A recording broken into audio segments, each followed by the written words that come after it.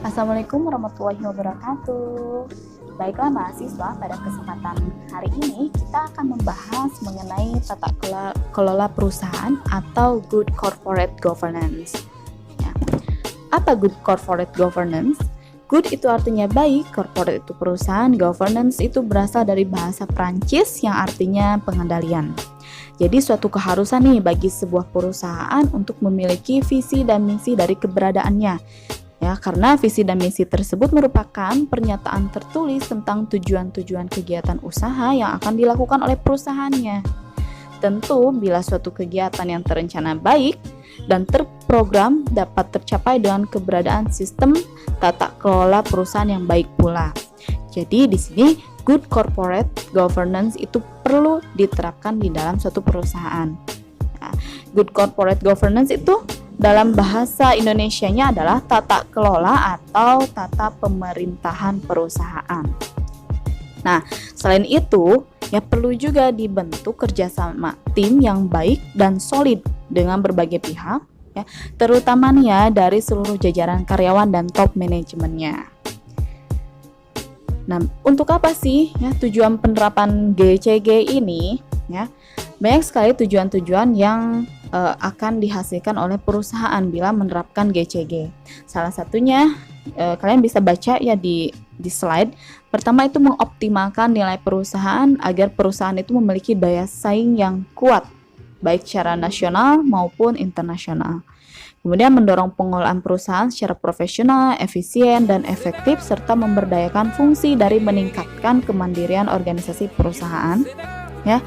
Kemudian nomor 3-nya mendorong agar organisasi perusahaan dalam membuat keputusan dan menjalankan tindakan itu harus dilandasi dengan nilai moral yang tinggi dan juga kepatuhan terhadap peraturan perundang-undangan.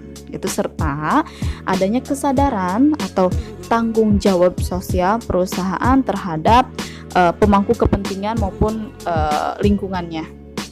Gitu. Jadi inilah merupakan tujuan dari penerapan GCG. Ya, jadi salah satunya untuk meningkatkan nilai perusahaan gitu.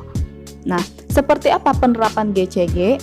Perlu sebelumnya ada perangkat-perangkat mengenai GCG. Ada apa saja sih di dalam GCG tersebut? Pertama, suatu perusahaan atau organisasi perlu adanya struktur. Ya, jelas namanya organisasi pasti ada struktur organisasinya, yaitu orang atau jabatan yang menjalankan fungsi dan peran misalnya pemilik atau pengawas ataupun pengurus di dalam suatu organisasi gitu. Jadi ada orang yang akan menjalankan sistem dan sistem itu adalah suatu rangkaian tata cara, pedoman, prosedur, peraturan atau kebijakan yang menciptakan pola hubungan dalam suatu organisasi gitu. Jadi sistem itu dibuat kemudian akan dijalankan oleh orang-orang atau para pekerja atau karyawannya. Nah, untuk menjalankan suatu sistem perlu adanya proses. Proses itu merupakan suatu rangkaian tindakan atau langkah yang dilakukan oleh struktur dalam rangka menjalankan sistem tersebut untuk mencapai tujuan organisasi. Jadi struktur, sistem, dan proses itu saling berkaitan. Nah, prinsip-prinsip GCG itu apa saja? Pertama, transparansi. Ya. Apa itu transparansi? Transparansi itu artinya keterbukaan. Ya. Jadi, keterbukaan dalam setiap proses pengambilan keputusan serta keterbukaan dalam pengungkapan informasi yang material ataupun relevan. Yang kedua ada akuntabilitas, itu kejelasan fungsi, pelaksanaan, dan pertanggungjawaban dari organisasi hingga setiap unit-unit di perusahaannya. Yang ketiga ada responsibility, ya. Kalau responsibility itu kesesuaian pengelolaan terhadap peraturan dan perundang-undangan serta SOP yang berlaku pada perusahaan tersebut. Kemudian ada independensi, yaitu kemandirian, pengelolaan yang profesional yang bebas dari benturan kepentingan atau tekanan dari pengaruh pihak lain. Yang keempat ada fairness, itu adalah keadilan dan kesetaraan dalam memenuhi hak-hak para pemangku kepentingan. Dan yang terakhir itu ada trusted. Sebetulnya trusted ini adopt dari suatu perusahaan lain ya. Jadi ada suatu perusahaan lain yaitu PT PPI itu menggunakan prinsip trusted atau terpercaya. Itu mendapatkan kepercayaan dan dukungan penuh dari seluruh pemangku kepentingannya. Pertama kita akan bahas transparansi yang seperti apa dan contohnya bagaimana. Jadi perusahaan itu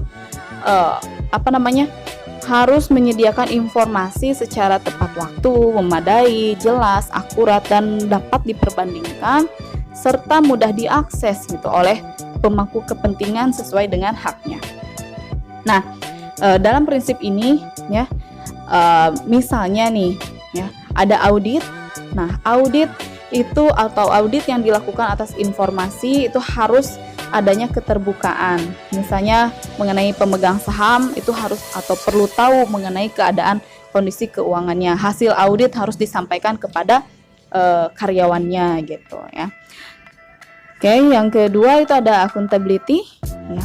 Accountability ini memuat kewenangan-kewenangan yang memang harus dimiliki oleh dewan komisaris dan dewan direksi beserta tidak hanya kewenangan tetapi kewajibannya kepada misalnya pemegang saham atau stakeholder lainnya. Misalnya nih, dewan direksi harus bertanggung jawab atas keberhasilan pengelolaan perusahaan dalam rangka mencapai tujuan yang ditetapkan oleh pemegang saham misalnya, ataupun komisaris yaitu harus bertanggung jawab atas keberhasilan pengawasan dan wajib juga untuk memberikan nasihat kepada direksi ya.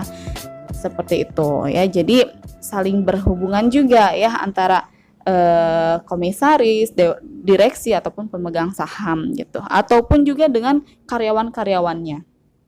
Nah, itu accountability. Poin selanjutnya yaitu responsibility. Ya, di mana pada prinsip ini menuntut perusahaan ataupun pimpinan ataupun manajer perusahaan dalam melakukan kegiatannya secara bertanggung jawab gitu ya. Nah, misalnya sebagai pengelola perusahaan itu hendaknya menghindari dari segala biaya transaksi yang berpotensi merugikan pihak ketiga atau pihak lainnya gitu kan, di luar ketentuan yang telah disepakati. Ya, jadi misalnya harus menghindari dari biaya ekstra ya atau biaya transaksi lainnya sesuai dengan kontrak ataupun pedoman operasional bisnis perusahaan gitu. Nah, selanjutnya bagaimana responsibility yang lainnya ya. Manajer dan karyawan itu harus bekerja sesuai dengan standar operasionalnya ya, standar prosedurnya menurut ketentuan yang berlaku ya. Kemudian apabila ada proses pendelegasian itu harus dijalankan dengan cukup baik ya demi terselenggaranya pekerjaan. Contohnya misalnya ada strategi risk management. Nah, itu mengimplementasikan risk management pada semua level dan kegiatan perusahaan. Itu merupakan responsibility ya dari misalnya pimpinan ataupun manajer yang lainnya gitu. Lanjut yang poin D. Mohon maaf, ini poin D itu independensi ya. Independensi merupakan kemandirian. Ya, jadi pada prinsip ini menuntut para pengelola perusahaan itu agar dapat bertindak secara mandiri sesuai peran dan fungsi yang dimilikinya tanpa ada tekanan dari pihak lain. Gitu. Ya. Contohnya jika kita ingin mengambil suatu keputusan, ya, tidak boleh ada benturan, tidak boleh melakukan benturan kepentingan yang lainnya gitu. Jadi tidak boleh ada conflict of interest ya, misalnya mau ngambil keputusan tapi kita ada problem with someone misalnya pada kantor tersebut. Nah, karena problem tersebut misalnya bukan mengenai permasalahan perusahaan tapi dibawa ke dalam perusahaan, itu tidak boleh gitu ya, tidak boleh ada conflict of interest gitu. Kemudian masing-masing organisasi itu harus melaksanakan fungsi dan tugasnya sesuai dengan anggaran dasar ya tentu ya, dan peraturan undang-undang, dan tidak saling mendominasi atau melempar tanggung jawab gitu. Jadi harus bekerja sesuai dengan job desk-nya, sesuai dengan tanggung jawab yang dimilikinya gitu kan, sesuai dengan kerjaannya gitu. Jangan sampai kerjaan orang lain dibawa sama kita. Jangan sampai kerjaan kita dilimpahkan kepada orang lain gitu. Lanjut, fairness yaitu kewajaran, ya. Maksudnya adalah seluruh pemangku kepentingan itu harus memiliki kesempatan untuk mendapatkan perlakuan yang adil dari perusahaannya. Gitu. Jadi di sini keadilan itu memang benar-benar harus ditegakkan. Gitu. Misalnya ada orang yang melakukan hal-hal yang tercela, itu harus diarahkan atau harus diberikan sanksi seperti itu, ya. Yang terakhir ada trusted, itu ada kepercayaan. Nah, ini saya ambil trusted ini dari sumber yang lain, ya, karena di PT Pelabuhan Indonesia ini menggunakan prinsip GCG yang terakhir ada trusted, ya, kepercayaan gitu, dimana pada PT ini saling memberikan kepercayaan itu merupakan poin yang penting juga, ya, bagi stakeholdernya, karena akan semakin perusahaan itu dipercaya, ya, akan semakin meningkatkan produktivitasnya gitu. Karena ini juga trusted ini menjaga konsumen juga gitu, menjaga kepercayaan konsumen.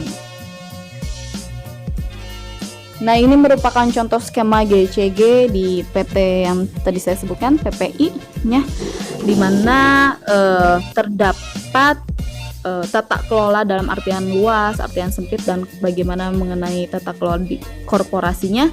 Ya, pertama ini kalau misalnya dalam artian luas itu maksudnya adalah tata kelola yang mengatur yang diatur itu merupakan tata kerjanya, mekanisme dan komunikasinya, ya, pada RUPS atau Dekom, Dewan Komisaris gitu, dan juga direksi. Itu berarti topnya, paling atasnya dalam artian luas. Kemudian bagaimana dengan corporate governance di dalam arti sempit, itu tata kelola yang mengatur kebijakan, struktur dan mekanisme perusahaan, misalnya dengan seluruh karyawan gitu, ya. Nah, bagaimana satu lagi dengan manajemen korporasinya? Ini mengenai tata kelola yang mengatur kebijakan dan mekanisme interaksi pada PT PPI tersebut dengan pemangku kepentingannya, dengan unit-unit yang ada di bawahnya. Baiklah mahasiswa, itu saja mungkin mengenai materi Good Corporate Governance. Kalau misalnya ada yang ingin ditanyakan, silahkan. Nanti kita akan diskusikan di Google Classroom. Terima kasih atas perhatiannya. Wassalamualaikum warahmatullahi wabarakatuh.